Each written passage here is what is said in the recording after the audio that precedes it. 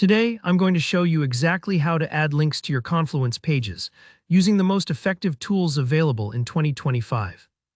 Whether you want to reference another project page, attach a useful resource, or just make your documentation a little more interactive, you'll know exactly how to do it by the end of this tutorial, and you'll feel confident choosing the best method for any situation. Let's jump right in, starting with the basics.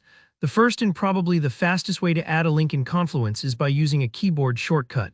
This is my go-to method, and once you've done it a couple of times, it'll feel completely second nature. All you need to do is highlight the text on your Confluence page that you want to convert into a link. Maybe it's the name of another Confluence page, a phrase like Project Roadmap, or even just a word like Documentation.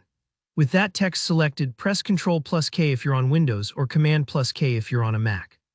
Give it a second and you'll see a search bar pop up right over your text.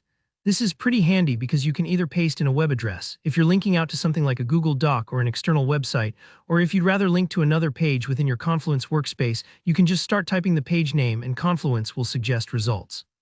It takes a little pressure off your memory since you don't have to remember the exact URL, just a part of the page name. When you found your destination, click it or hit enter and boom, your text becomes an active, clickable link.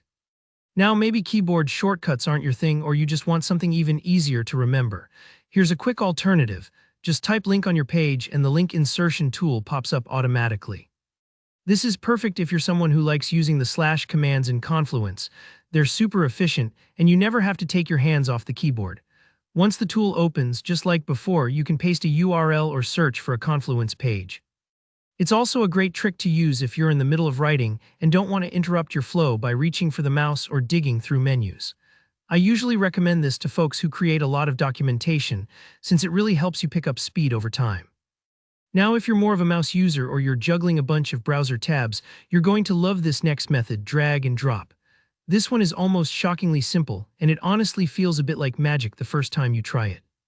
Let's say you've got a page or resource open in another tab, and you want to add it to your Confluence page.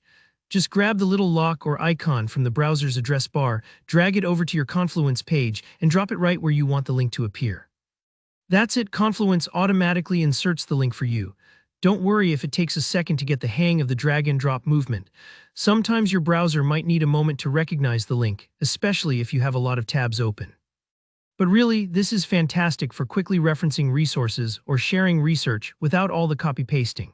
So those are the 3 best ways to add links in Confluence for 2025.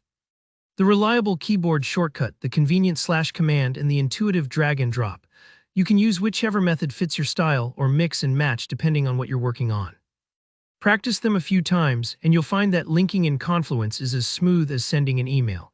If you found this tutorial helpful, go ahead and give it a thumbs up. It really helps out the channel.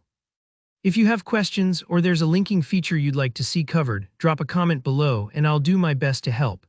And don't forget to subscribe for more tutorials just like this one. Thanks so much for watching and happy Confluencing.